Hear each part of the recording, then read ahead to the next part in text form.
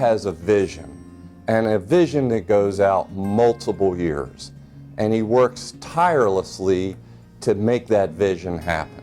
The greatest accomplishment that I've had as president of Whitemarsh was what I call our flood mitigation project, which took 7 holes on the golf course and literally raised them up 2 or 3 feet in some instances, and created a series of swales and drainage tunnels and different things that allowed us to remove the water much more quickly when we flood. Whitemarsh will flood. We are a very low area.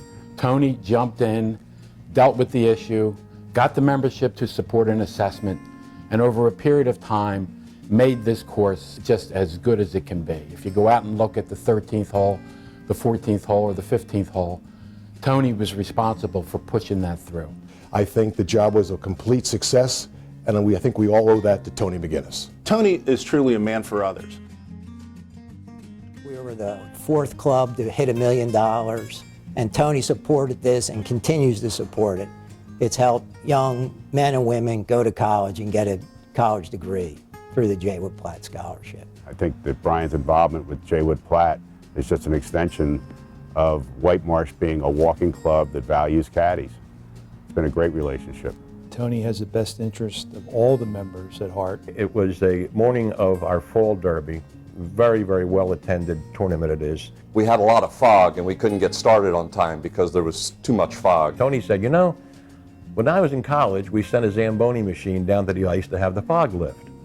So he said to Jim Bromley, what do you think about the idea of sending golf carts down onto the first fairway and have the caddies do some figure eights, wave some towels. I looked at him, I said, he says, you're going to do it. I said, okay.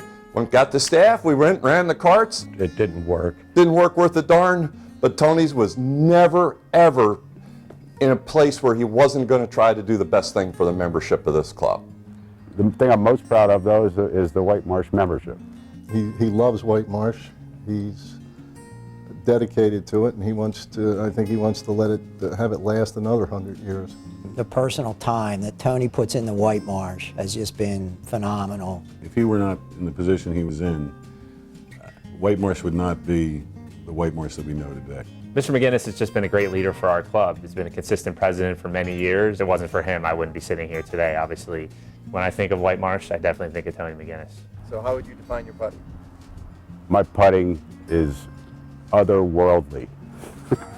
If you watch Tony putt, you would come to understand that all my father's bad DNA in putting rests in Tony. He's the worst putter you ever saw. Never give Tony a putt inside 18 inches unless he's your partner. Boy, if there's something I could wish for Tony is that he could make more of those 5-footers. Tony is Mr. Whitemarsh. From a stewardship standpoint, as the president of the club, you have to have an understanding of the importance of Whitemarsh in the gap over the past 110 years.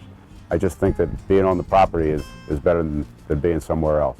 Tony believes that there is a character or a line in the Godfather movie that you can apply to everyday life, including golf. Nothing personal, strictly business. I have had nothing but great feelings for Tony and the entire Maginnis family. And we're lucky to have Tony at the helm. Tony, myself and my family are so fortunate to have you as a friend. Congratulations, Tony, on this award.